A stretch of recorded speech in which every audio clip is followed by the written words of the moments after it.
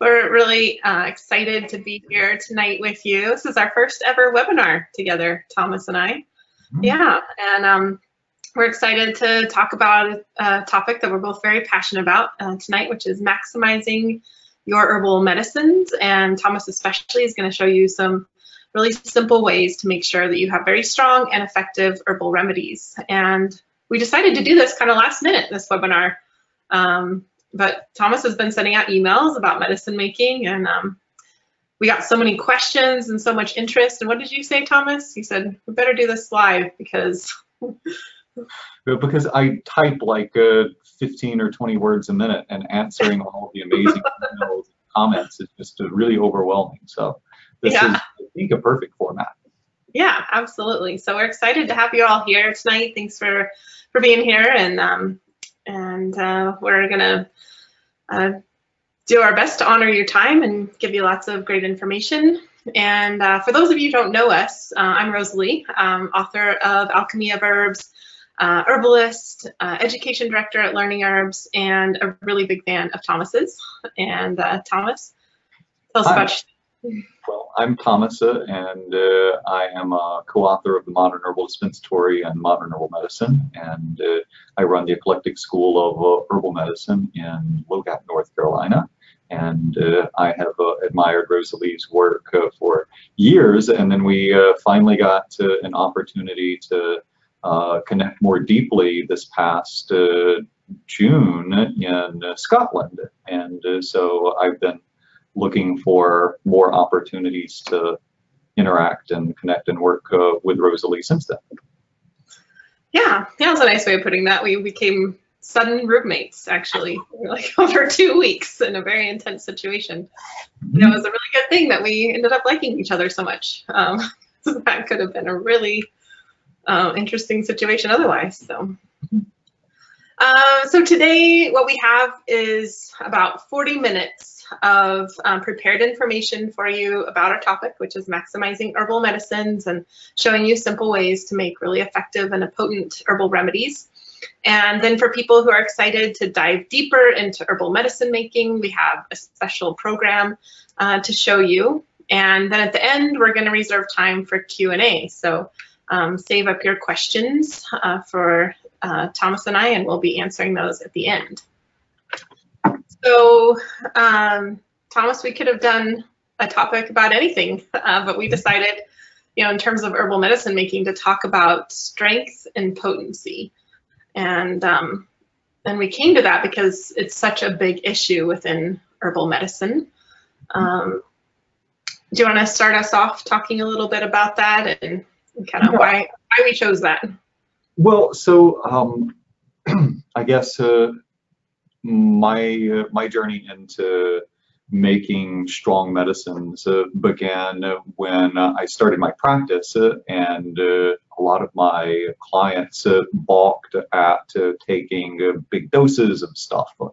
And I had this thought, like, what if instead of a teaspoonful of a nasty tasting tincture, they could get the same effect in 10 drops? Or what if instead of this cupful of decoction, we could, while still honoring the full whole plant extract, what if we could pack that into a capsule? And so I started experimenting with medicine making in the late 90s as I was learning herbalism, and then I have a tendency to have a little obsessive compulsive behaviors, and I get really into something, and then I'm into it for a year or 2 or 5 or 20. But in the case of medicine making, what that really did was in my private practice, I had these time periods that I would do nothing but teas and decoctions, and then I had a 2-year period where I started this little product company and did nothing but really concentrated glycerites, and then I got into percolations, and then I got into soxhloid extractions, and it just kept growing and growing.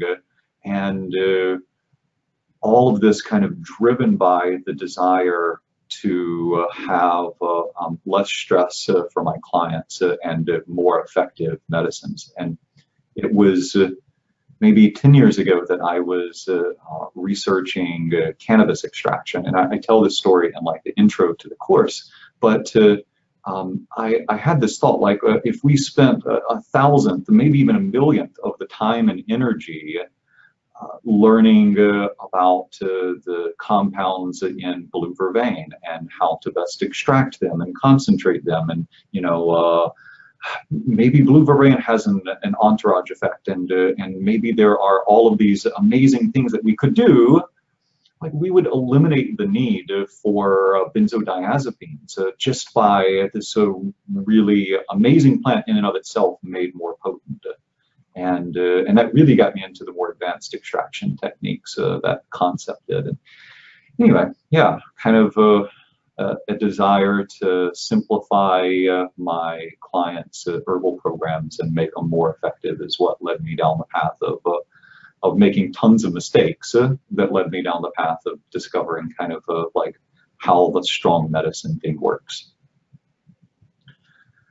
So great points, and some things I didn't know about you too.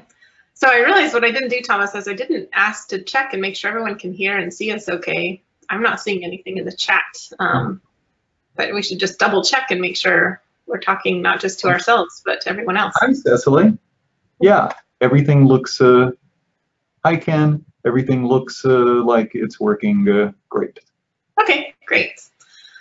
Yeah, when I was thinking about herbal medicine making, I was thinking, recently I was in Mexico with my dad, who was in the hospital there. And towards the end of his stay, he was getting better, and I knew there was lots of herbs that could help him. So, of course, I want to put on my herbal hat and help out, but of course, I wanted, run everything by his doctors. And at first, his main doctor said, "Oh, we only practice evidence-based medicine." And so I said, "Well, the herbs I'm recommending do have human clinical trials on them. So if I got you those trials, would you be more open to trying them?" And she said, "Well, actually, then there's the other problem."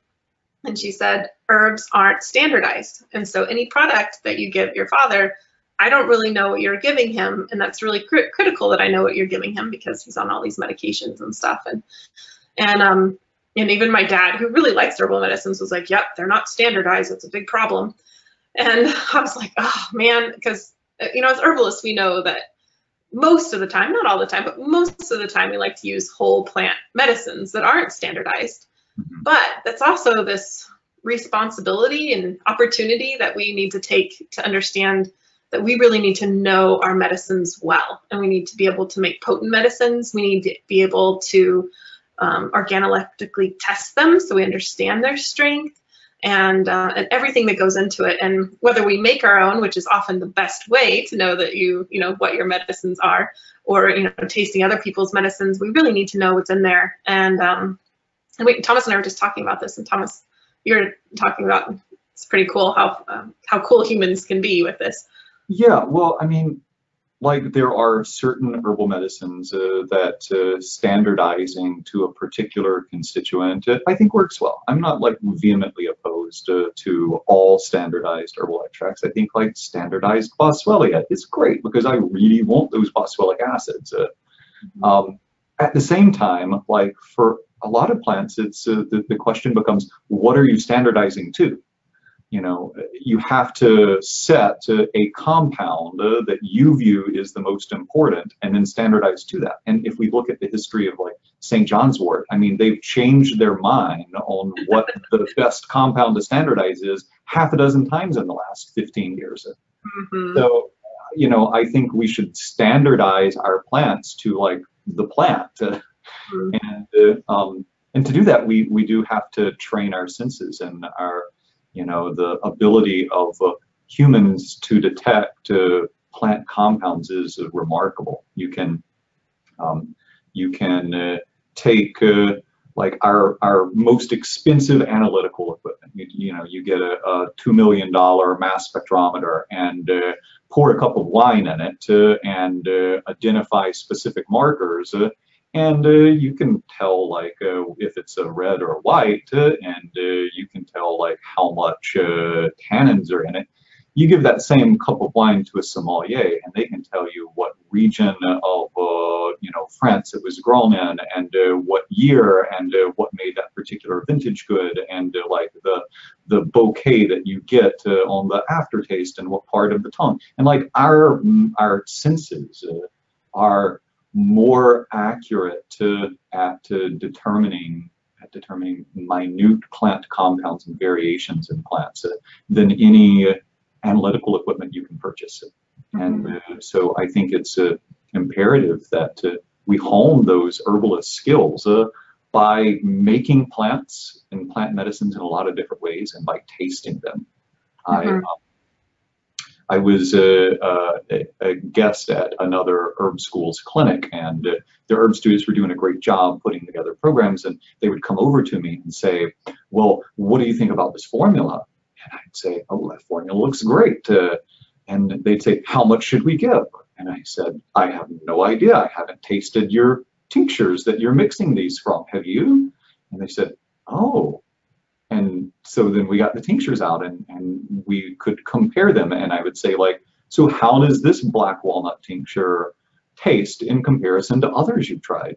Oh, it's not quite as bitter. It doesn't give me that taste. Well, maybe we should use a little bit more, because that particular batch might not have been quite as strong. And these are the skills that I think are more important to have as herbalists than understanding what cell wall structures look like under a microscope to guarantee that it's the exact, taste it and cultivate those senses.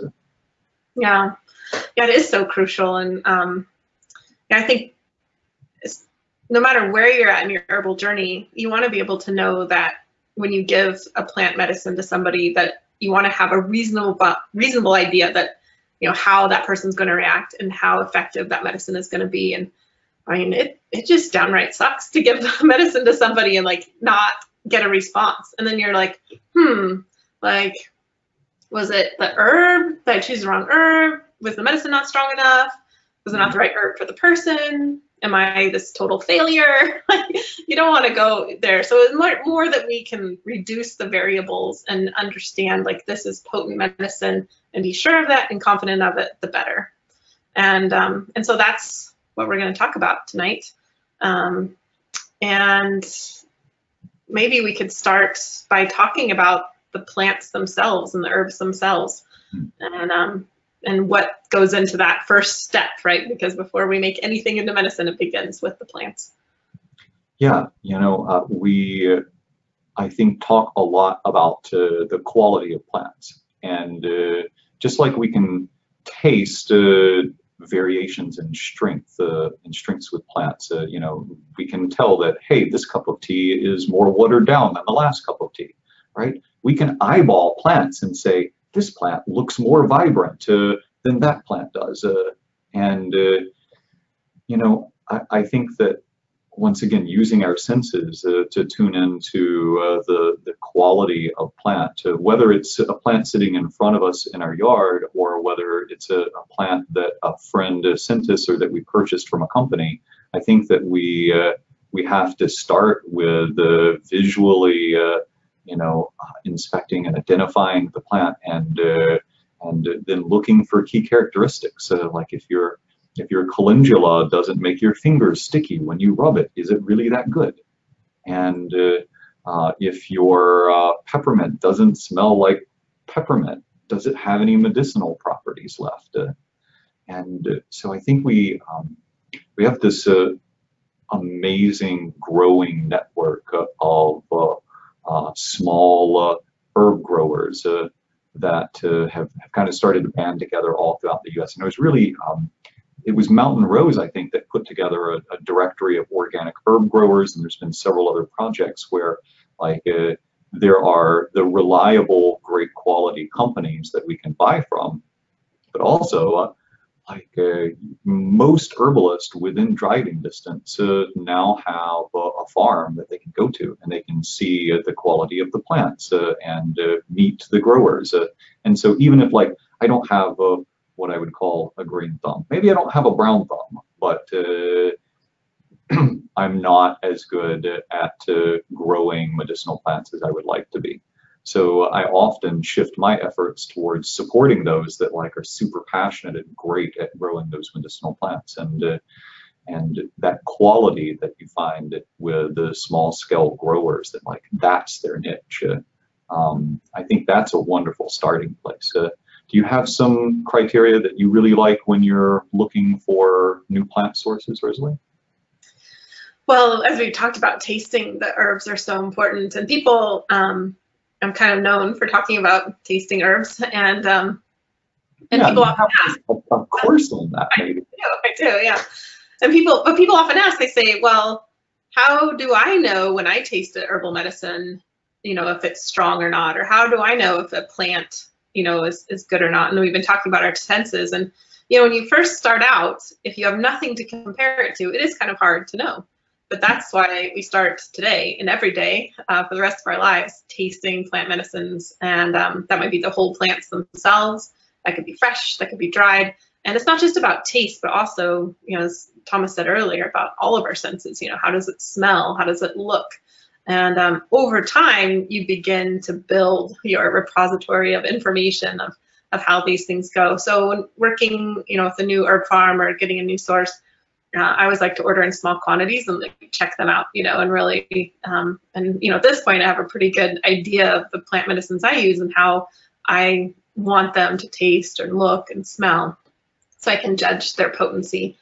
And that just takes time. I remember when I was, just beginning out as an herbalist, I kind of went bonkers and I ordered like a lot of herbs, especially like kitchen spices and stuff. And I ordered, I think it was like a pound of cayenne powder, which, I like some spicy food, but that took us a while to go through, like a couple of years actually. And by the end of it, like, I just thought I was badass, right? Like, I could eat so much cayenne, and people would be saying like, oh, it's, like cayenne's so hot and you just want to use like 1/8 of a teaspoon in your tea. And I'm like, I use like 2 teaspoons in my tea. But then I got some new cayenne, and and the 2 teaspoons of cayenne, not so great for me. That was pretty much a horrible incident in that moment when I recognized that, oh, I was just dealing with really weak cayenne. But it takes those experiences, right, to like know and build up that knowledge. So now I know like that if you have 2 teaspoons of cayenne powder and you're not habituated to that, then you're probably got some pretty weak cayenne powder. Right. Yeah. Yeah, so when we're talking about potent herbal medicines, we first have to start with really potent herbs. That's number one. We have to use our senses, source them well, and start from there. And then a lot of other stuff goes into making sure you have potent and effective herbal medicines, like things like dosage or energetics. I think you might have a system, Thomas, for like how you kind of look at those things. Yeah. Overall effectiveness. I'm notorious for oversimplifying things. So here's like my attempt at oversimplifying consistency in your herbal medicine. Because when I first started out, I would have some clients that would get like remarkably better, right? And then others with similar presentation that I do similar things for and nothing, right? And so I spent a lot of time thinking about what goes into becoming an herbalist with consistently positive results. And what I've arrived at is, number one, you have to assess the problem correctly. If you think someone has IBS and they actually have IBD, that's a completely different issue. If you think somebody has a cold tissue state and they actually have a stagnant tissue state, that's a completely different issue and a completely different class of interventions and remedies are necessary there. So assessment is the foundation, and then matching your intervention and remedies to your assessment, which means knowing your materia medica, knowing the role of diet and nutrition and lifestyle and meditation, and like when does somebody need mindfulness and when will that make it worse, and so understanding your interventions and matching them to your assessment. And then thirdly is making sure that you're giving your remedies as the correct plant part in the correct preparation form, or maybe not correct, because I don't know that there are incorrect preparation forms, but there are effective versus ineffective preparation forms. So you're giving an effective preparation in the right dose of the right plant for the correctly assessed problem.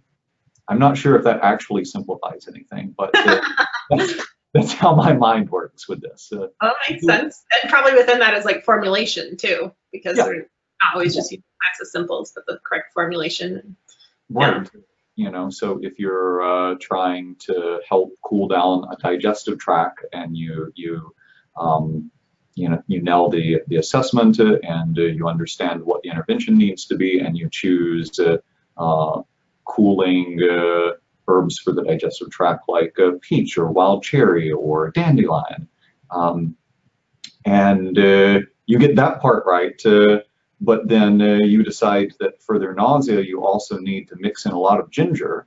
You know, you're mixing massive parts of cooling and warming, and it cancels each other out. It doesn't work very well. So you have to understand the principles of formulation, and you know which herbs are the leaders and have the primary action that you're looking for, and which herbs are the helpers that support that primary action. So for instance, if we're talking about cooling down the digestive tract, our primary remedy is peach. Then our secondary action might be something that would support that process of cooling the mucosa. So it might be a moistening remedy, or it might be working on a related body system like the lymphatic system and the gut-associated lymphoid system being our secondary target of intervention. And then we might look at you know, something to harmonize the two together, and we might look at a little bit of a catalyst. And so what's brilliant about formulation is that, you know, in herbalism, 1 + 1 can equal 12 and not 2. Right? We can have this synergistic effect where you take 2 herbs and together their action potential is exponentially more than if you would have just used them individually. And so that's absolutely part of the selection of your intervention, that like second phase in getting consistent results. Cool, that's perfect. That's a great lead in too to this more specific stuff. That we'll talk about, because you know you could have strong, potent, effective herbal remedies, but if it's not on that foundation of those things, you know, assessment and you know the right preparation and the right formulation and everything, right dosage, then it doesn't really matter how strong or potent your herbal medicines are, right? But let's talk about, now that we've laid that foundation, let's talk about some ways to make effective and strong herbal preparations. And maybe let's start with teas, which are, I turn more and more to teas and their beauty and strength and all that we can do with them. So let's hear some tips about making great tea. Well, so let's see.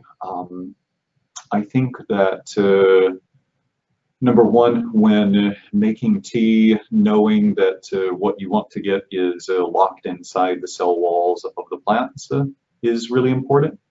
So instead of steeping chunks of plant material, you know, the more finely you can expose that through mincing if it's a fresh herb, or through even powdering with dried herbs, the more you will pull out of the plant and into your tea. In that same vein, and this might be a little controversial, but if we're going for the stuff in the plant cell walls, then drying the plant is actually a really good way to open up those cell walls and make the stuff inside get into your tea more. So, you know, you should try, like, get a handful of peppermint fresh from your garden and throw it in a pot and cover it in hot water and drink tea. And get another handful and let it dry. and then throw it in your pot and make tea. And the drying actually seems to like concentrate the volatiles and make more of the plant compounds available for tea. And that doesn't apply across the board, but I think that there's this big push for using fresh plants for your herbal medicines, and I think in some instances that's great, and then in some instances you actually get more out of the plant when you try it first.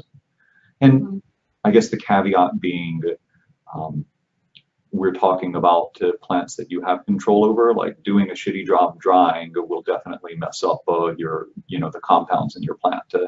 But you have control over that drying process. Then making tea out of material that's been freshly dried or has been dried properly and stored well is a really good way to increase the potency. And then increasing the surface area, which could be as simple as like crumbling the loose leaf tea up before you put it in your cup, or as complex as like powdering and sifting through a number 40 seed. There's a lot of ways to do it, and I think that like that would be my beginning suggestion. Is we've already talked about use good plant material, and then consider if you can control the drying situation, drying it and then exposing more of the cell walls to your menstruum, to your water as possible by crushing, mincing, grinding, powdering it. And then make sure you use enough. Like one of the biggest mistakes that I see is that people will say, well, like a chamomile tea, it just doesn't do anything for me. And I'm instantly skeptical, because a good cup of chamomile tea is really, really strong. Like it impresses upon the senses and immediate power that you won't get if what you're used to using is like Celestial Seasonings chamomile, right? So one bag will have a gram or two of plant material in it, and to get a cup of medicinal tea, you might need 10 or 12 bags of chamomile per cup to kind of get that standard ounce to quart ratio that we use for medicinal infusions instead of like flavored water. I love that you brought up chamomile, because I am such a big fan of really strong chamomile tea. I mean, that is a powerful sedative. I mean, it will knock me out, like just absolutely go to sleep. I've used it for women who have such intense menstrual cramps that their over-the-counter medicines aren't touching them. A really strong chamomile infusion will do it. But really talking like that much chamomile to say a quart of water.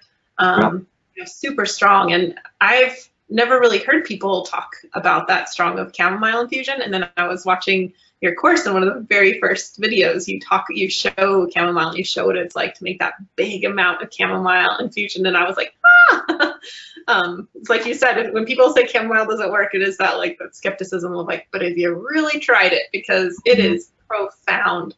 Also, it's now my favorite thing for fevers with headaches or fevers with aches and pains, especially if there's whining involved, which there often is. And the chamomile, that strong infusion is so great. So yeah, it's just nice as chamomile as medicine. Yeah,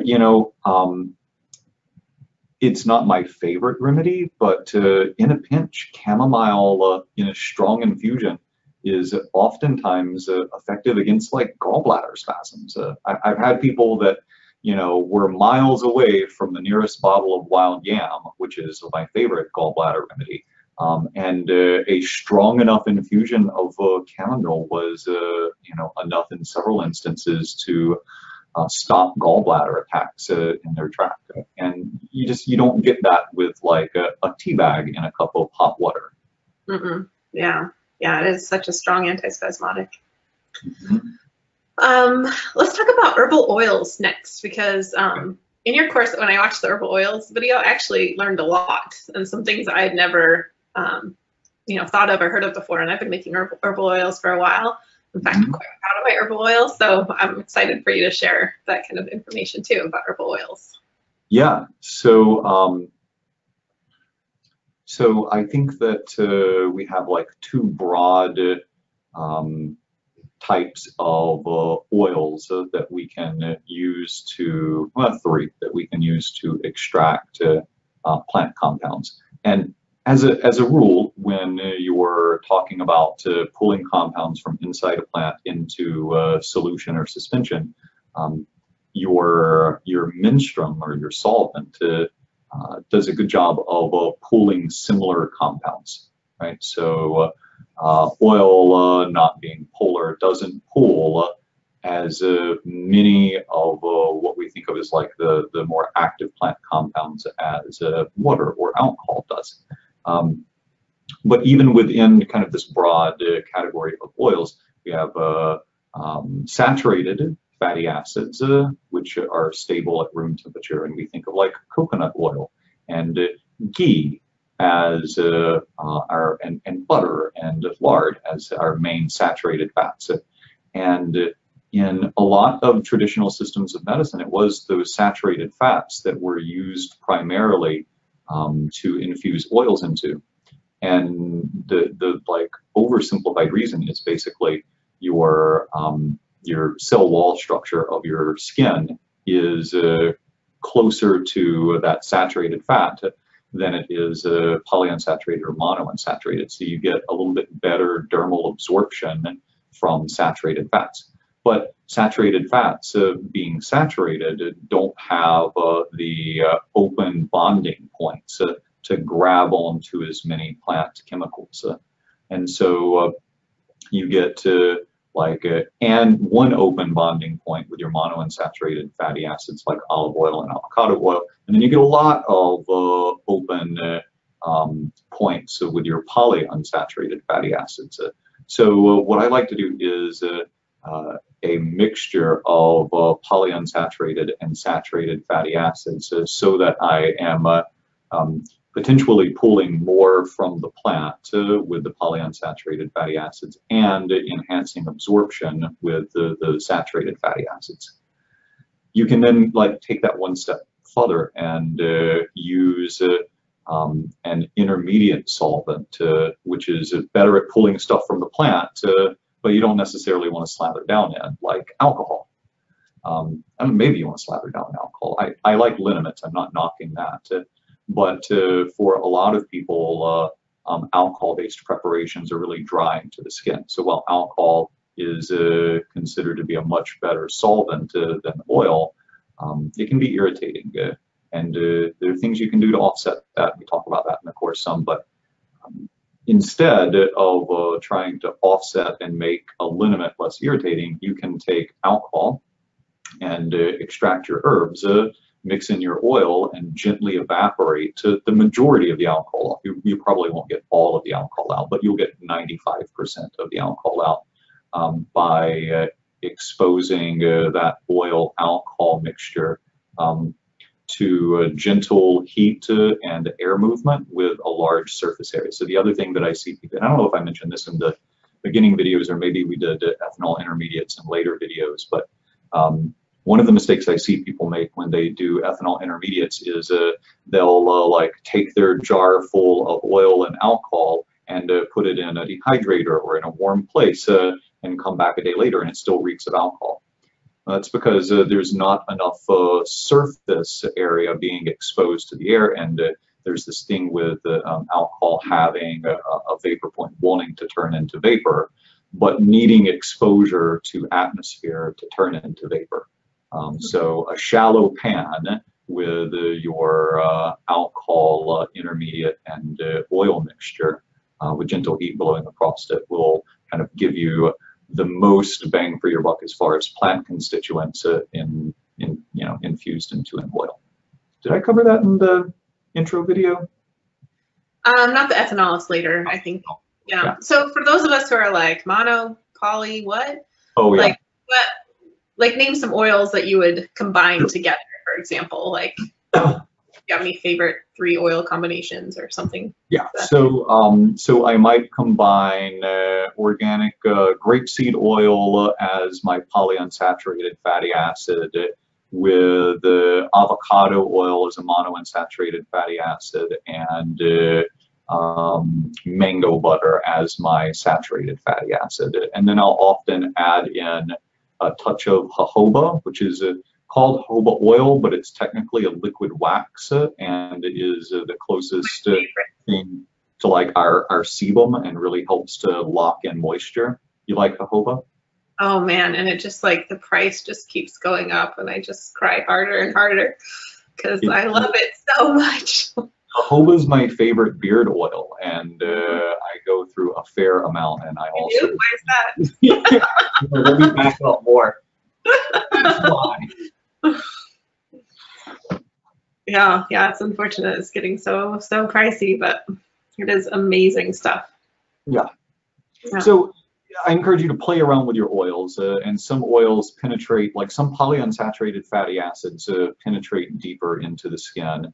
So I think of like olive oil as great for skin problems because it's going to stay on the skin. It doesn't penetrate in super deep. But then you take like peanut oil, and that penetrates in pretty deep, especially for a polyunsaturated fatty acid. So I encourage you to like don't stick with one oil, but to play with oils based on how deep into the tissue you want your herb constituents to go. Yeah, that's great. Yeah, I've never really explored that, so I'm excited to do that. All right, so next let's talk about tinctures. I have a question for you first, though. Sure. Are tinctures the most powerful herbal medicines out there? Well, so I think the answer is a resounding no, but and I should interrupt to say that tinctures are alcohol extracts, just because sometimes that's a new term for people. Yeah. So tinctures are normally combinations of alcohol and water that are used to pull plant compounds out of the plant into a form that is both easy to ingest and stays shelf stable for a long time. There are there are some tinctures that are probably legitimately just as potent 10 or 20 years after they're made as when they're made. So I like to think of tinctures not as the most potent way to take herbs, but rather as like the most convenient way to store herbs out of season without taking up tons of shelf space. And they are a great way to get herbs into the body for a whole lot of reasons. Like we could start with number one, alcohol of any sort, not just in tinctures, stimulates a release of histamine from the tissue that it comes in contact with. And in the stomach, histamine is one of the primary signals for the production of stomach acid. So the histamine released from the little bit of alcohol that you just consumed actually told your gastric parietal cells to crank out more hydrochloric acid, which is cool in and of itself, and also explains why you see bitters almost exclusively, digestive bitters almost exclusively being administered by tincture. Like you don't really hear, oh, here, go make up this bitter tea for your digestion.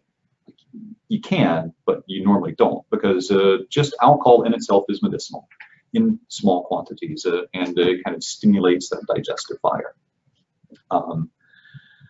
Alcohol is a great preservative and a great solvent for a lot of plant compounds. But, and I want to be super clear, alcohol pales in comparison to your body's own digestive system. Like we have salivary amylase and lingual lipase that are released when we start chewing up plants. We have hydrochloric acid that converts pepsinogen into pepsin and starts the breakdown of proteins in our stomach. And there's this like whole little holding area in the upper stomach so that what you're eating is slowly let down into stomach acid instead of like overwhelming it, and then that's all moved into the small intestines, and you have enzymes in your brush borders and pancreatic enzymes. And long story short, you have like a chemical extraction factory going on in your digestive tract that is much more effective than water or alcohol at pulling stuff out of plants. I think when you say what is the most potent plant medicine, my mind immediately goes to like the type that you'll take, number one, and then number two, as close as you can get to the actual plant. And plants are funny. Like the compounds in plants change when you pick a plant. Like you pick a leaf off a plant, the compounds in that leaf are different than the compounds in the rest of the plant. They've already changed just by harvesting, right? And so making strong medicine is a matter of determining what part of that plant you want to push back and what part you want to bring forward. Unless you're just eating the plant, in which case you're getting it all and your body's decided. You're not making that decision. So tinctures are awesome. I use probably 60% of my practice is tincture based. I was trying to think of that like in preparation for this. I would say like probably half of my practice is diet and lifestyle based and has nothing to do with tinctures and teas and pills and stuff like that. And of the remaining 50%, half or so is tinctures, 20 or 30% is nutritional supplements, encapsulated herbs, 10 or 20% teas and decoctions, and I'm getting more into topicals lately as well. I think that might be my new like obsessive area, is figuring out all the ways to get herbs in people by putting them on people. Did that ramble too much away from? No, it was great. But let's give some tips for making strong herbal tinctures, because I have to say, it's kind of a pet peeve of mine. That like I'll scroll through Instagram and I'll see these beautiful photos of people making plant tinctures, but I can tell that they're making like the weakest plant tinctures out there. Like it's just like one flower floating in a whole jar of alcohol. Yeah, like it's gorgeous, but they're not mincing their herbs, or like the ratio is so far diluted that it's just like, oh, like, I worry that they're going to give that to people and it's not going to be effective, or they're going to take it and it's not going to be effective, and then people are going to be like, well, this, herbs don't work. Yeah, herbs don't work. So I'd really like to hear tips of how to make sure how to make strong herbal tinctures, how to make sure that what you have is a strong herbal tincture, all of it. Let's hear some Thomas tips. Yeah, so use as much plant material as you can, number one. So in a standard dried herb tincture, you're going to have like 1 part of your menstruum, one part of your plant material to 5 parts of menstruum, and that's a fairly arbitrary ratio of weight to volume. And it was like a 1930s Brussels Congress of Herbalism. I don't know exactly who it was, but somebody in the 30s decided that the official preparation should be a 1 to 5. Before that, it was like the official preparation was a 1 to 4. And I'm all about like standardizing our medicine making techniques so that we can get relatively consistent results. And for most plants, a 1 to 5 weight to volume dried plant ratio works well. So I think that you need to weigh it out, number one. My number one tip is stop eyeballing stuff. Grab a $15 kitchen scale from your local big box store and weigh it out and do 1 gram of plant material for 5 milliliters of dried herb. If you want to go stronger than that, then you can do fresh plant extracts, which are normally made at a 1 to 2 weight to volume ratio. And once again, take your battery-powered scale with you to the field and weigh out your plants before you throw them in your jar full of booze, so that you don't have to guess when you get back. And I made that mistake. I'd bring a jar of alcohol with me to the woods, and I wouldn't find as much of whatever plant I was looking for. So I'd wind up only having like a quarter of the jar in plants, but I really meant to pack it all the way, and then it got stuck on a shelf, and then I pulled it out and I didn't actually weigh it, so I didn't know how much to add afterwards. And you can absolutely make strong medicines with the folk method of just shove it in a jar and cover it with booze. But what you can't do is make consistently strong plant medicines by just shoving it in a jar and covering it with booze. So weigh it out, number one. Number two, expose as much surface area to your menstruum as possible. I think that, even the hardest of roots, once they've soaked in alcohol for a few days, can normally be put into a sturdy blender and the particle size reduced, even if you don't fully powder it. Any way that you can increase that exposure of the plant material to your solvent is effective. I just saw you do that in the videos in your course with burdock root. I was just watching that earlier today, and I thought that was a great idea. So letting them soak for a while and then putting them in the blender to help that process. Yeah, I do grind some plants in my Vitamix with a dry plate, but some are just too hard. And I've got the old school Vitamixes that have the metal bodies, and it still just doesn't work for some. But soaking it first and then pureeing and kind of shredding, I think is helpful. Once you get that part down, which I think is kind of foundational to all medicine making, expose more plants to your menstruum. Once you get that down, the three big variables are time, heat, and agitation, right? So the longer something soaks, the more likely it is to balance that concentration gradient where you've got all the compounds inside of the cell walls and none in your menstruum at the beginning. And the longer the plant comes in contact with your menstruum, the more that starts to balance out, and the concentration becomes equal in your menstruum and inside your plant wall. So you pull as much as you can from a maceration style extract out. So time, heat, I think that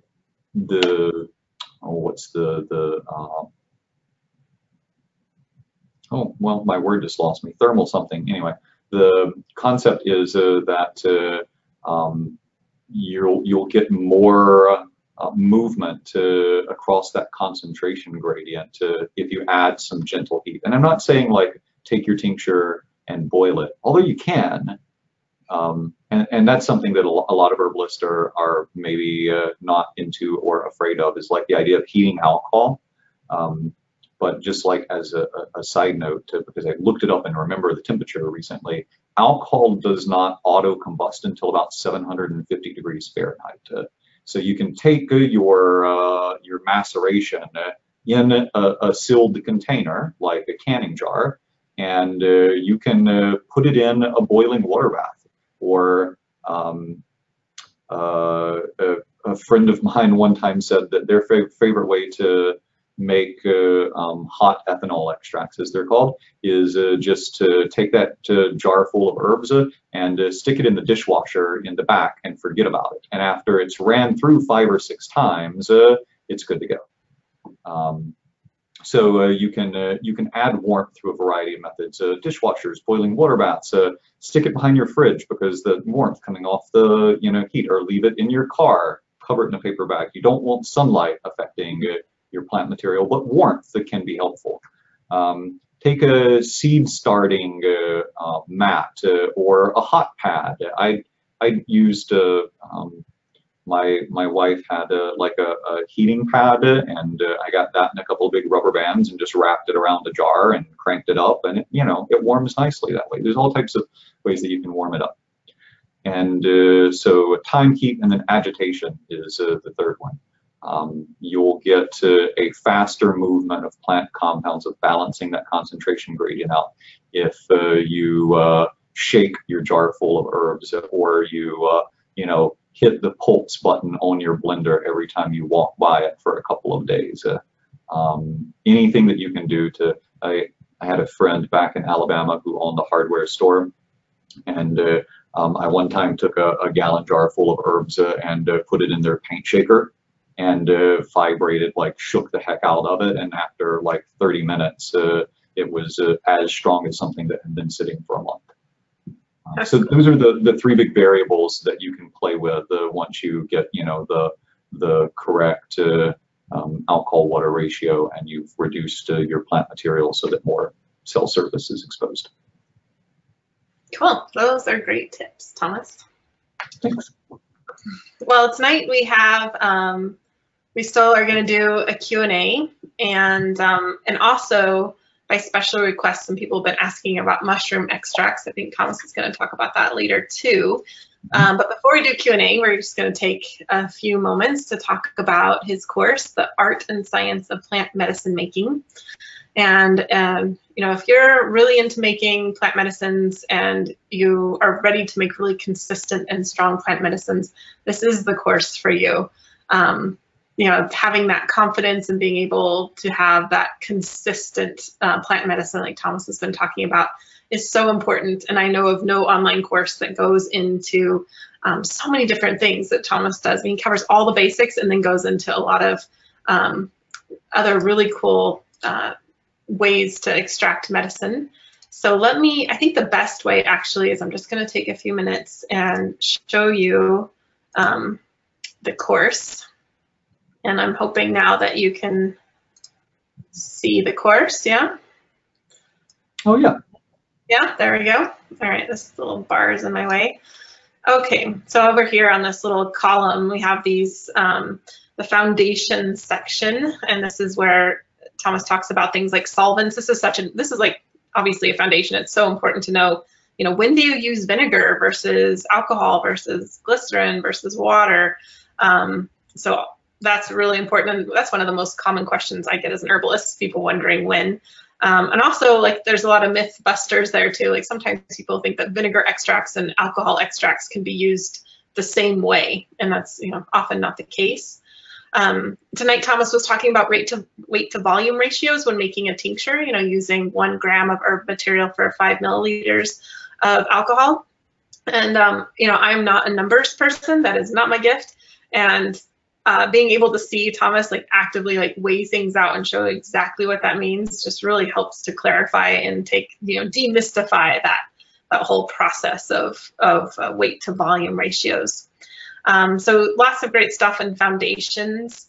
I mentioned he goes into other things like a percolation extraction, which is a very potent way of making herbal tinctures, and a way that you can make herbal tinctures a bit faster than the traditional method of letting it sit for a while. And then this is what sets Thomas's course apart from others. We talked about earlier, all those foundation things, right? Of needing to know dosage and assessment and then formulation. Well, Thomas has so much stuff about formulation. I think it's 8 hours of class material. Is that right, Thomas? So here it's all of basics of herbal formulation, and herbal formulation can be so mind-blowing and so overwhelming sometimes, but the way he breaks it down is so great. You have 52-minute video, but then after that introduction, you have all of these formulations for specific body systems. So formulation for the gut, part 1, part 2. These are extensive, videos that are going on here. Formulation for the nervous system, formulation for inflammation. So it's this whole other mini course that is usually not included in plant medicine making courses, but it is included in this one, and it just makes so much sense because if we're talking about making effective plant remedies, then knowing how to formulate for different body systems is so important. Solid extracts, I think those are so cool. Again, not something you often see in a plant medicine making course. A lot of stuff, oral care, tooth powders, mouthwash, uncommon preparations. I like this one. This is basically like things you stick in holes. Making suppositories and bestiaries. I like the name though. It's like instead of calling them that, French, uncommon, but very effective. When you're working with someone with hemorrhoids, those suppositories are going to be really important. Distilling hydrosols and essential oils, 54-minute video on how to make your own. And it's so cool. Concentrating tinctures and kind of going above and beyond some of the stuff that he talked about tonight, vacuum distillation, everything. So that's cool. And spagyrics, like that's the, it's like you could just watch the foundational, basic herbal remedy making, like the oils, the tinctures, the glycerins, alcohols, and get a lot out of this course. And then you could also just totally geek out on all of these really cool preparations that, are uncommon, herbal wines. Anyway, and there's handouts and videos for so much of these things. So there's so much in there. Did I cover things pretty well there? Yeah. I want to I haven't told anyone this yet, but I want to kind of set the stage for why I did this course. I did my first online medicine making course in 2008 or 9 in my kitchen, and it was hilarious. Like I set beeswax on fire, and there was smoke billowing out from behind me at one point. And it was a lot of fun. So I wanted to share medicine making for a long time. This particular course is like super near and dear to my heart. We moved to North Carolina, March 15th will be 4 years ago, to caretake this 500-acre botanical sanctuary that we house our school on. And we leased it for the first couple of years, and then we had the opportunity to buy it. Long story short, it took a whole lot, but I finally convinced a bank to loan a broke herbalist a lot of money to buy this big piece of property. But because we'd only been here a couple of years, and like banks don't lend to herb schools, they wanted a big down payment on the property. And this medicine course is what gave us that down payment. And I knew that if we had a shot of being the first herb school in the country to be designated in a national conservation easement as having permission to caretake this land, that I would have to give it my all. And so I teach you everything that I know about medicine making and all of the tips and the tricks. And I still am. This course officially ended over a year ago, and we've got a new video on glassware distillation of essential oils and hydrosols going up later this month. Anytime I think of or learn a new technique or have a new idea, I just shoot another video. And so it keeps growing far beyond what it ever wanted to, because this is the course that I always wanted to teach people, to empower them to make their own medicines and make them really strong and effective. So yeah, just in addition to what you get in the course, there's my motivation for making this course. Thanks for sharing that. And you're not just passionate about making a course, but you also have this amazing book that's continually, often within top 15 herbal books sold since it came out, oftentimes higher. So the modern herbal dispensatory. And when you get the course, you're going to get shipped this book as well. So you'll get this as a hard copy. And Thomas has been working on this whole other book exclusive for this course. So I've got a 200-page course guide that I have the sample proof in, and our first box should be getting here, and it should start shipping out next week. I have a student who is a retired publisher and took this course when I initially offered it 2 years ago, and Pam Green is amazing. She transcribed the whole course just because that's how she studies and that's what she wanted to do. And she sent me this massive file and said, hey, I don't know if you could use this, but I transcribed this for you. And I said, oh my God, it's like a whole nother medicine making book. So we went through and we cleaned it up and we added pictures and we organized it. And then I wrote a new section on an herbalist guide to laboratory safety and glassware, with gorgeous color photos of like what all the glassware pieces are and how they go together and which ones you would want to use for which preparations and step by step. And I'm really excited about the course guide, which the individual chapters as PDFs will be available in the classroom. Plus, you can, if you sign up by Saturday night, get a printed copy of the course manual that can kind of walk you step by step with the videos and handouts that are in the classroom. That's so great. Yeah, I've seen some of the proofs of that. It looks so good. Yeah. And I really like too, because when you're making medicines, it's not always straightforward, and it's not there's all these different variables that can happen. And I love that you don't leave your students hanging either. Like, you have the Facebook group that people can ask questions, and you're also doing every other month webinar Q&As. So for people they run into challenges, or you have something on your mind that you want to try out, I really like that your school is just supporting your students all the way there. And so all of that is included in the course. And then for those of you who know me, I often work with learning herbs, and I have a course over there called Herbal Cold Care. It's an energetic view of working with colds and flus, and we start from everything from prevention to looking at different symptoms like fevers or sore throats and coughs, all the way to recovery. And that's a 10-part video, and Learning Herbs has generously offered to give that as a bonus for people who join the course. They can't give it to everybody, so what they said is that they'll give it to people, they'll give that course to everyone who joins the Art and Science of Medicine Making with Thomas tonight on this webinar. So something to think about as we move into Q&A and think about it, but it's only that particular bonus, the Herbal Cold Care course, only available during the webinar. And lots of thanks to Learning Herbs for making that a possibility. Yeah, that's amazing. Yeah, great folks over there. So tonight, we do have the course open. You can enroll tonight. Of course, if you try it out and it doesn't fit you, it's a no risk sort of thing. It's just friendly Thomas over there. So you can always, if it doesn't meet your expectations or it's not what you're looking for, you can ask for a refund within 30 days.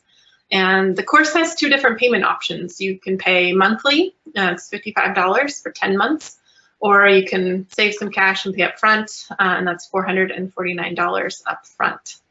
And that course, again, includes all those videos. You have lifetime access. You have those 2 books. As Thomas said, anytime he thinks of something new, he's adding it back to the course. You have all the support, via the Facebook group and the webinars. And again, if you join while this webinar is going, then you'll get access to the Herbal Cold Care course as well, which is normally priced at $97. And, I love that we have the option of online courses. I love in-person courses, I love conferences, and I love online stuff. And a medicine making course is a really great thing to have online, because, it's when you get to watch Thomas create all those medicines step by step. If you were to do that in person, like Thomas has like time lapse and he does everything really succinctly. If you were going to do that in person, this course would take, actually added it up and figured it out, and this course would take 5 days of at least 8-hour days. And so, to travel, to get lodging, to do all of that stuff for 5, and then sit in class straight for 5 days, that would cost a lot of your time, a lot of your energy, and a lot more money too. So it's a really, medicine making is a great course to do something like this online, especially because you get the visual and you also get the support from Thomas and his school. So I've been watching this course a lot for the past couple weeks. I've been really enjoying it. I've been learning stuff, and I just want to thank you, Thomas, for having that obsessive personality, and for figuring out how to do these things, for making those mistakes, and then translating that into success. Because as we've been talking about this whole night, making consistent, strong, effective herbal remedies is really such a crucial foundational part of herbalism, and we all need to get on board with that and be sure that we're able to do that for ourselves, for our families, for our clients. Yeah. Well, we've had some really great questions that have come in. Are we ready to shift to Yeah, we Q&A? are ready for questions. And unfortunately, I can't see any questions. Oh, So okay. I've that got was them on my end. okay, great. That was kind of my job tonight, was to field the questions though. So I'm not sure why I can't see. I mean, I see where they're supposed to be, but they're not there. Oh, what if I do that? Do they show back up? Yeah, I still have a blank screen, but you can, I Oh, don't want to okay. pause anything, so you've got it. Well, so let's see. When we were talking about tasting different remedies, someone had a really great question, and they said, how do we obtain a series of tincture samples to assess, or how do we find a good metric or baseline to learn from? Yeah. So I would say that getting a standard maceration tincture from any of the big quality herb companies is a nice starting place. You know, you can you're guaranteed that Herb Farm, Herbalist Alchemist, Gaia, Wise Woman, they all use maceration methods. They're going to have good quality of products, and so you know, get to tasting the commercially available preparations, and then make friends with herbalists and ask to try all of their stuff. Like you can't, if you're an herbalist and you go visit with another herbalist, you will inevitably wind up tasting tinctures and teas and preparations that they've made, because it's just like that's part of what we do is share our passion. And like, you know, I had this yarrow harvest probably 7 or 8 years ago, and we had we were in a drought. My yarrow flowered, and we're South Alabama, so we're talking like every day over 100 degrees for a month probably. And the yarrow flowered, and it was vibrant for the first few days, and then you could tell that the heat was starting to get it. And I looked at it, and I said, if I don't go get that while it's in flower, it's not going to be there tomorrow. And so I went and I harvested the majority of flowers, and I went back the next day, and sure enough, the flowers that were remaining were dead. And actually, every single plant from that stand died because of the heat, and I didn't have irrigation set up. That tincture from plants really stressed is the strongest yarrow tincture that I've ever had. And so I keep a bottle like set aside, and when other herbalists come, I want them to try it, because it just is so unlike any other yarrow preparation that I've had before. And that's my standard. So when I make other tinctures and they aren't as good, I'm like, oh, how do I get that? So that's one of the reasons I got into soxhlet extraction, was to try to concentrate the volatiles in aromatic plants, which comes close to replicating that one experience that I had that one time with yarrow. Yeah, I remember being at a conference with you, and you had your booth, and you were like, come here. And I believe it was a lavender soxhlet extraction that you had.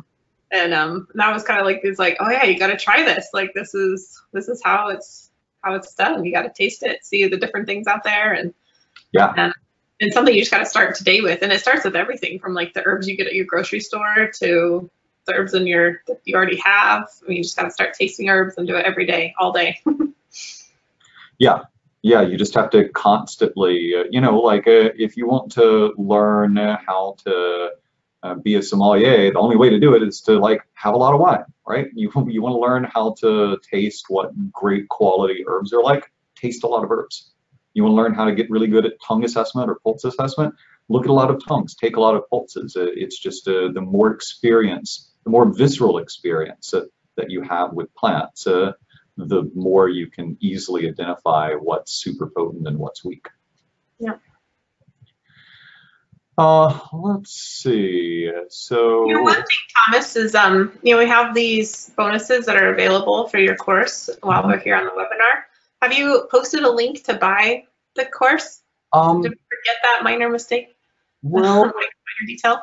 See, I sent a link via the questions, but I'm sure there's some way to do it. I just want to make sure people are interested in getting the Herbal Cold Care course and where they get their books and everything, that we have a way for them to check that out. Okay, so I just sent a link to Perfect, I see the that. course page via the chat. Cool. So someone asked, Carol, it looks like, says, I'm interested to know if all plants can be made into tinctures and glycerites, or are certain plants used more specifically, one or the other? So you could make a tincture out of some of your slimy demulcent plants, but it's really not the best way to get that property into the body. The best way is a water extract, you know, hot infusion that's then cooled and set a long time, or a cold infusion to pull the mucilage out. There are a few exceptions like that really are best as a water extract. Most plants can be made into tinctures or alcohol, but just because it can be made, it doesn't mean that it's the most potent preparation that you could do. Like you can absolutely tincture barberry root and use it, and many people do. However, the alkaloids in barberry are super heat stable, and you can take that tincture and evaporate all of the alcohol off, and you're left with the super concentrated alkaloids that tincture has pulled out. And you know, like gram for gram, you're getting much more of that plant in that tincture powder concentrate than you are taking the tincture. So yeah, most plants can be made into tinctures or glycerites, but that just because it can be made doesn't mean that that's the best form. And the way to know that is to get to know your plants more. In the modern herbal dispensatory, we do take like 200 plus plants and talk about the different preparation methods per plant. And we omit preparation methods that don't work well per plant. There's a couple of things in there that maybe in the next edition I really need to like do a mistakes page, because I think like in the book I say like burdock doesn't work in capsules and shouldn't be used in pregnancy. And totally that's just like slipped through and I don't know how. But for the majority of the like 99.9% of the plants in that book, the preparation methods are included in what will work. And then depending upon the person and the problem, you know, you might choose one preparation over another. How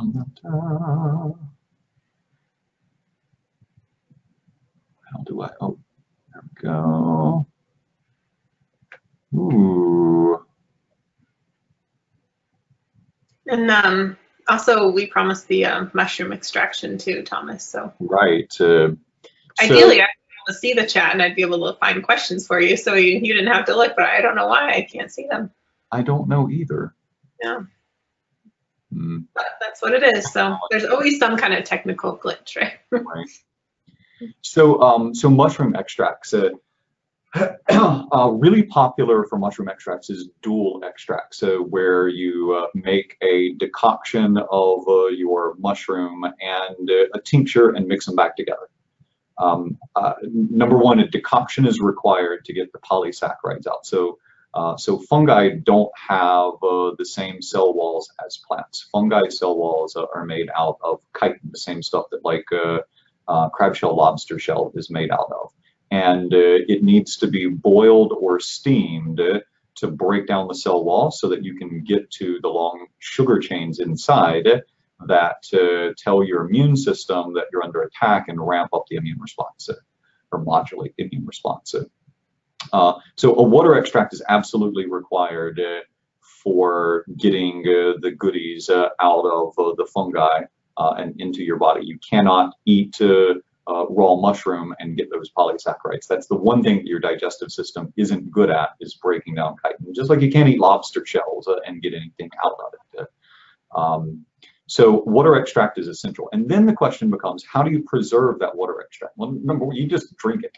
Like it's the easiest way to use it is to make a decoction and drink it. I like continual decoctions where you just keep your fungi and water going in a crock pot on low all the time. And you dip out a cup and you drink it. And you do that 2 or 3 times a day. And then at the end of the day, you say, let's add more water and fill it up. And every few days, you dip out a cup and it tastes and look watered down. And so you add another handful of mushrooms. And every week or 2, depending on the size of your crock pot, you compost the mushrooms and start over. So that's probably the water extract's the easiest way to do it.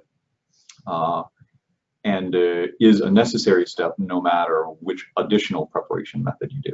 So after you do your water extract, if you want to do a dual extract to preserve that water extract, you can. Here's the thing. Christopher Hobbs has like a PhD in mushrooms, basically. And he and I were having a conversation at the like 2013, 2014 HG symposium. And he said that he had looked at the polysaccharide structure under electron microscope, and that it had a helix shape to it. So the polysaccharides were arranged in a spiraling helix. And when he added alcohol, it unwound the spiral. It changed the structure of the polysaccharides. And I thought, I don't want to unwind the spiral in mushrooms.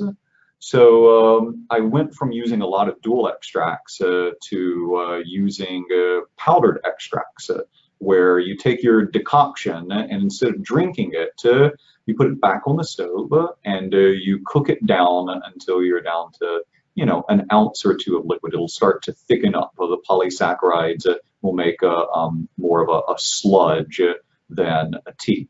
At which point you take it off the heat to add a little bit of a neutral starch. I normally use arrowroot or tapioca. You can also use nettle leaf or I've used astragalus and cotinopsis powdered as a base as well. So you take that as a base, mix it into your polysaccharide rich sludge, and then throw the whole thing in the dehydrator and dry it completely out, and then you're left with a sheet of crumbly fungi sugars mixed with your neutral starch that you can grind, and now you've made normally somewhere between a 10-to-1 and a 15-to-1 concentrate, which will then instantly reconstitute in hot water into a tea, or it can be put into capsules. So my favorite way to use medicinal mushrooms is my own home tea powder concentrate, and I give step-by-step instructions for that in the medicine making course. But it's really just like boil the heck out of it to remove the mushrooms, boil the heck out of it until it's reduced to a sludge, add neutral starch, throw in your dehydrator, dry until powdery, and then use. Wow, that is so cool. I haven't seen that video yet. I'm gonna go watch it.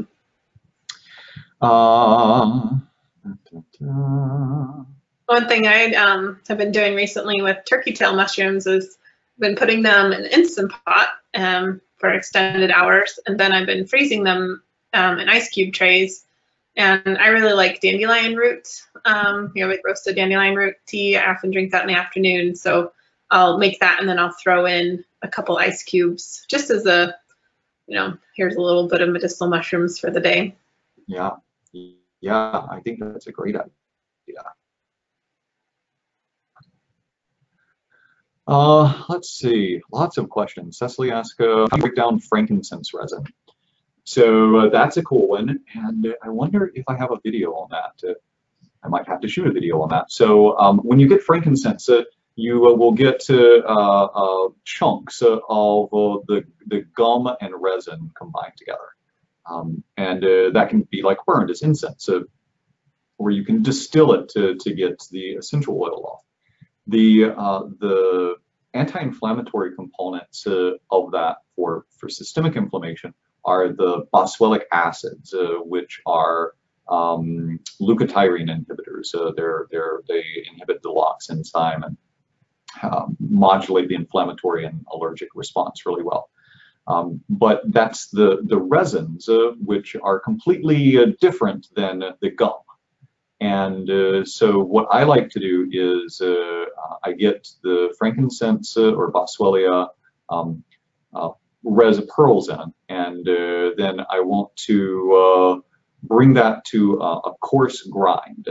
So the only way to do that without totally screwing up your grinding equipment is freeze it first. Otherwise, you'll wind up with like a solid block of gum resin mixture in your $80 Vitamix container that it is impossible to get out. Don't ask me how I know that. But if you freeze it, then you can powder it pretty easily. And I want a coarse powder here, not a fine powder, because the resin flecks are fairly small, like about the size of half of your fingernail. And then you add boiling water, and you let all of the gum float to the surface, and then you gently pour off your gum, and then you add more boiling water, and you let the resin float to the bottom, and the gum rise to the top, and then you pour it off. And after 6 or 8 times, what you're left with is a little bit of gum and lots of little flecks of resin. And you take that whole mass, weigh it, and then add in 95% ethanol, which will dissolve the resins into solution, and then you have a tincture ready to go. So, yeah.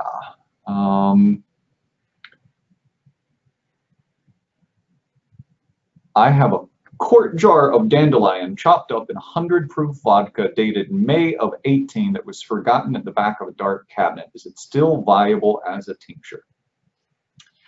So I had the same thing, but instead of dandelion, it was the bark of a magnolia family tree that the common name is yellow poplar. And I had it in a jar of brandy, and shortly after I tinctured it, I moved, and it got boxed up, and then 2 moves later, it got stuck in my barn in South Alabama, where we get consistently over 100 degrees of heat for like a month out of every summer. And there it sat for over a decade until I found it, and I thought, huh, I wonder if that's still any good. And I opened it up and I tried it, and it's my favorite preparation of yellow poplar I've ever tried. Just sitting in the dark with hot and freeze and hot and freeze over the course of a decade. So I poured half of the jar out to use, and I put the jar back in the box, back in the barn, to see what it's going to be like in another decade.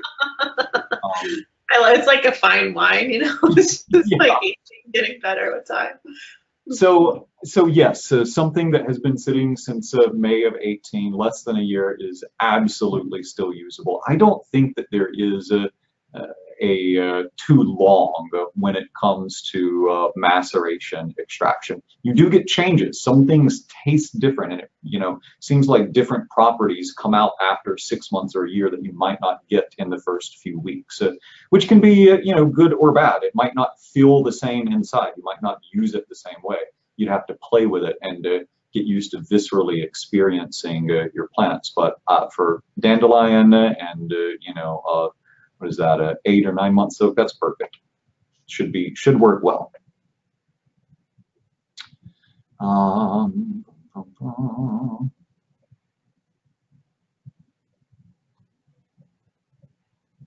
Let's see. When making a lobelia, Solomon Sil, cayenne, sore muscle salve, can you stir in cayenne after it sets to adjust for different people, or does it need to be extracted? So what I might say there is, if you're making this salve for people, extract the lobelia, the Solomon Sil, and the cayenne in 3 separate containers. And then you can mix your extracts in whatever proportion that you would like. So, if I do an oil extract of cayenne, I'm going to stick my finger in it, I'm going to taste it. And if it doesn't light my mouth up, I know that I need to use more than normal. So it's going to be a bigger percentage of my salve than something that is super spicy. So instead of doing formulas in a jar, which, you know, if you know your formula and you know you're going to be using that, it's fine. But instead of doing it all in one jar, I'd encourage you to do like 3 separate jars, and then you can blend your oils to get the properties that you want, and then add your beeswax and turn it into a salve.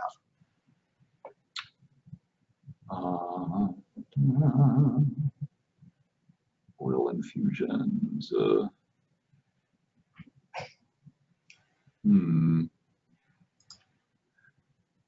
So John says, I understand that polyunsaturated oil should not be exposed to heat or it may lose any medicinal properties. How can you infuse herbs into polys without losing that inherent medicinal quality in the oil?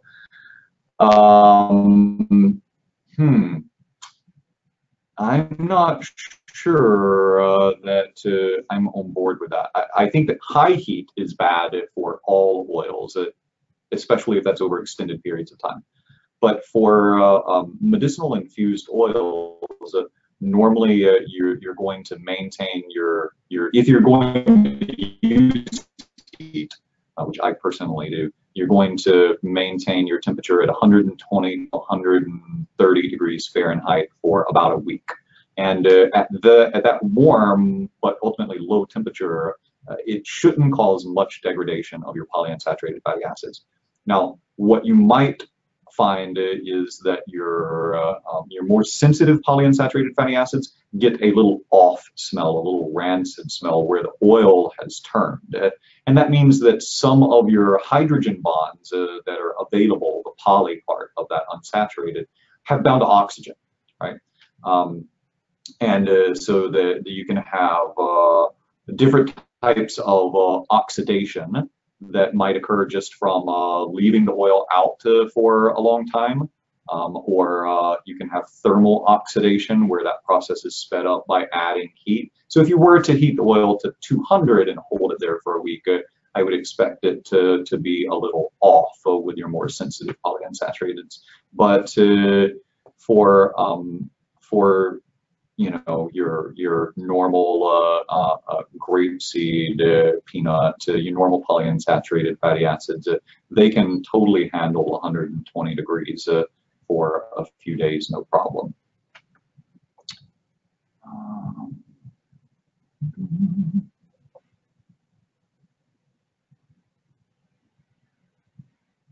Method. Oh, so here's a good one. What about the folk method where we're told that the menstruum must cover the herb? A 1:5 ratio often will not cover the herb. So I would say that if you're going to do the folk method, your herbs do need to be covered. And if you can't cover them, that's not a sign that you need more alcohol. That's a sign that you need to pack your herb down more. So Jim McDonald shot a fun little video on using the right size container to do the folk method and like packing it in. So I would check that video out and know that in a folk tincture, if your plant material you just can't pack down, you need to throw it in the blender and reduce the particle size so that it will take up less space and everything will be covered with your alcohol.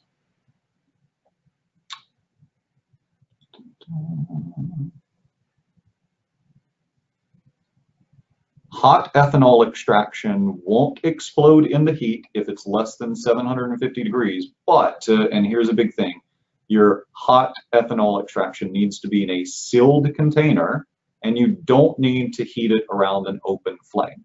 So we think of like canning jars as a sealed container. Canning jars are designed to seal once a vacuum has been created by heating the jar and then it cooling down. So just tightening a ring onto a canning jar isn't enough to create a full seal. And I would not do a hot ethanol extract over a gas stove with a canning jar, but I would do it on an electric stove in a boiling water bath, or in a I mentioned the heat seedling mat. it's a nice way to do hot ethanol extracts. Grab like a cheap ice chest, put a seed starting mat in the bottom, and then just set your jars on top of that. You can pick up a what we use is like a $20 thermostat plug, where the seed mat plugs into a thermostat, and then you set the temperature, and then it holds it at that temperature pretty readily. So a lot of different ways to do it. Don't do anything with ethanol over an open flame. It's a good caveat. And there's really some herbs out there like Usnea. Once you've had a hot ethanol extract of Usnea, there's no going back. Yeah. So someone asked, how do we make the spirit of lavender that they tried at a conference? And I'm going to go into that just because it's like one of my favorite recipes. So spirit of lavender is an 1812 John Hill recipe, but he says that he got it from someone else in another book that he doesn't reference. So it very likely is from the 16 or 1700s, which is when ethanol distillation became more mainstream and available. And the lavender spirits is, let's see, it's fresh lavender and rosemary that you tincture for 5 to 7 days. And then you throw your tincture into a still with your lavender and rosemary, and I think that's when we add a little bit of cardamom and cinnamon, and then you distill the tincture, only pulling off the ethanol and the volatile compounds, and then you take that and you condition it with a little bit more cinnamon and nutmeg, so you get the very potent aromatics from the lavender and rosemary, and the little bit of warmth from the cinnamon, cardamom, and nutmeg, actually. You can look it up, like just Google John Hill 1812 spirit of lavender, and you'll find the recipe. But it is a distilled spirit, and most of the spirits that you find in your dispensatories published before the 1850s were made that way, where you soaked the plant in alcohol and then you distilled the alcohol. After the 1850s, essential oils from Europe became easier to obtain and more prevalent. And so they started making spirits by just taking the essential oil and putting it into alcohol to dilute the essential oil down. But I prefer the old method where you're tincturing and then distilling, because distilling is awesome. Also, distilling alcohol, even if it's alcohol that you've purchased and tinctured, is technically illegal. So what I'm saying is all theoretical, and you should never try it at home. Thanks for that clarification. Yeah, so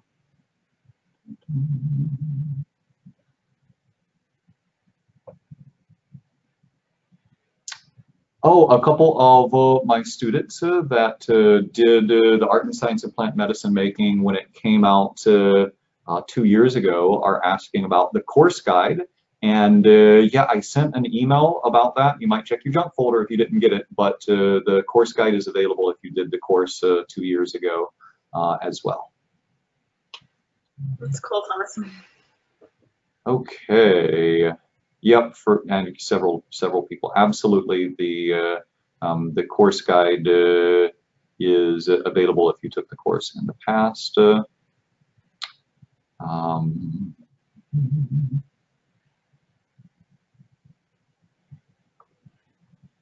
Okay, so here's a good one. What's a good piece of equipment to invest in for taking medicine making to the next level? Something that gives a good bang for the buck. For instance, I've been thinking about getting a hammer mill for making powders as needed. Yeah, so I think a good grinder or hammer mill is a nice investment for medicine making. A good blender like a Vitamix or Blendtec is also really helpful.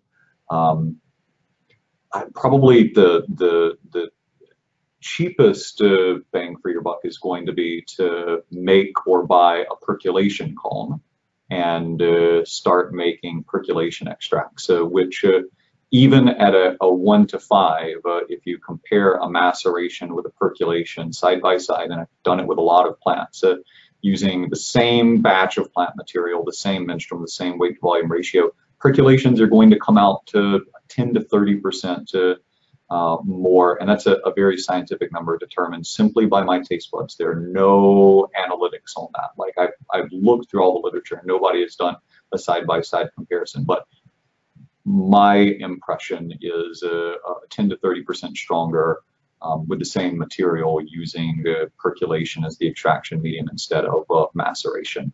And I have a video in the medicine making course about how to make your own percolation called step by step how to do it, how to create your own drip valve, and all of that.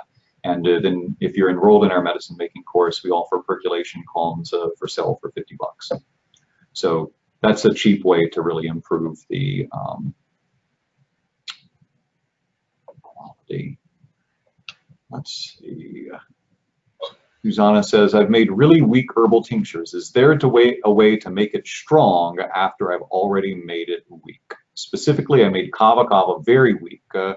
When all is said and done, the herb fills less than half the jar and alcohol goes all the way to the top. Yeah, so the process that I mentioned for making tea powder concentrates works for some tinctures, and kava is one of the tinctures that it works amazingly well for. So you can take that tincture, strain it out, put it in a pot on your stove, as long as it's not a gas stove, and bring it to a low simmer. Put your exhaust fan on to vent the ethanol fumes and reduce it down until it's at about an ounce. And then add a pinch of neutral starch, put it in a shallow dish, transfer it to your dehydrator, and you'll be left with a slightly gummy powder that is almost straight cavalactones. That one little pinch will, the last batch we made, I just like stuck my finger in it and tasted it, and my tongue was buzzing and numb for like 20 minutes. So with kava specifically, you can do that. With other tinctures, just add more plant material would be my suggestion. Like if it's already tinctured and it tastes weak, then strain it and use that tincture to do your next maceration.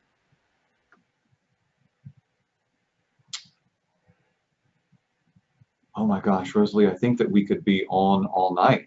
I'll bet. Yeah, sorry I didn't see the chat, but I'm sure. Yeah. Such a wealth of knowledge, Thomas. There's thanks. Several of those questions I'm like, why do you say that out loud? Who can answer that? I'm learning a lot here. I do want to remind everyone that if you're interested in the course, now is a good time to check it out and get it, because if you buy the course while you're on this webinar, then you get all those bonuses, like the physical books, the 2 of them sent to you. And then just while the webinar is going, which sounds like we might be winding it down soon, you'll also get access to my Herbal Cold Care course. So as we wind down here, I just want to give folks the last chance to check that out. Yeah, a couple more questions and then we'll wrap it up. Okay. So I'm hoping several people are asking, how do we register for the course? And that was before I sent the link. So I hope everybody got the link for the course. And I'm kind of stretching the question and answer session out because you only get to Rosalie's cold care course while we're on. So I'm giving you extra time while I ramble to go grab the course now. Couple more questions and then we're going to wrap up. Are there alcohol-soluble constituents that are left behind when you use only water, say for reishi and lion's mane? Yes, though there's some caveats there. So many of the compounds that we think of as only alcohol soluble eventually become soluble in the decoction process. So the polarity of water changes the more constituents move from your plant or fungi into the water and the longer it boils. I've heard for years, well, you have to use ethanol with reishi to get the terpenoids out, and water to get the polysaccharides out. And the terpenoids are the bitter compounds in there. And my response to that is, have you ever drank a reishi decoction? Like, it's super bitter. It's not just polysaccharides. You're getting the terpenoids in the decoction. They might not be in solution, which is like the buzzword. We got to pull it into solution. But there's a lot more than solution that comes into play with herbal medicine. So you could be pulling the terpenoids into suspension instead of solution, and your body can't tell the difference. It's still going to absorb them the same way. So for mushrooms, I think water is a great menstruum. You can do an ethanol extract of reishi if you're going just for the terpenoids, and the terpenoids are the anxiolytic compounds that induce relaxation. So I have done like a soxhlet extraction of reishi and concentrated that down and gotten a super, super, super bitter tincture that was strongly sedating, but had no polysaccharides in it. And that was just for an experiment. There are other herbs that are just as sedating that don't take as much effort. But for reishi, that's the fact. Now, lion's mane is different because the compounds in lion's mane that stimulate your nerve growth factors and your brain-derived neurotrophic factor are alcohol soluble. So lion's mane is the one fungi that I think is better as a tincture than a decoction. And reishi, I have done both tincture and decoction and like them for different things. But lion's mane, go with the alcohol extract. That's your exception to the rule. And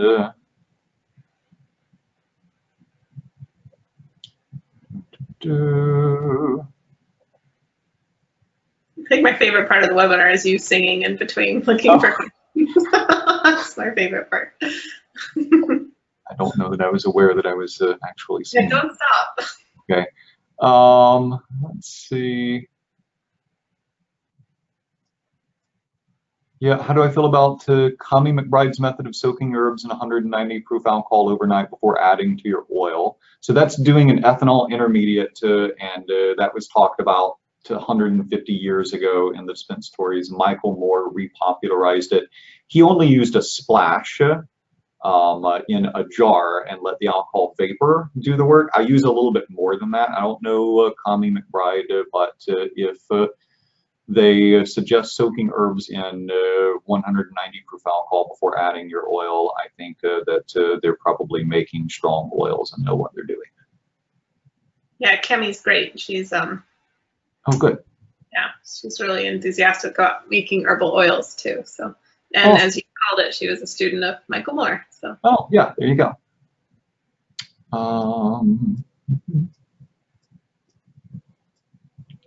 Oh, someone says, I'm listening on my phone. How do I get the link to sign up? So just go to eclecticschoolofherbalmedicine.com/medicine-making.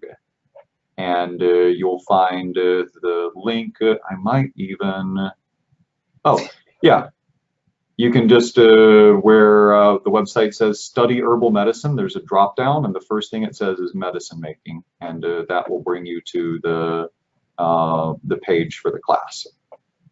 You know, maybe Thomas, since this is like just a little bit clunky, and what we could do, I'll just give permission on behalf of Learning Herbs that if someone's having trouble signing up during this webinar, if they could email you, and if, you know, and you get that soon, then we can make sure that they get into the Herbal Cold Care course too.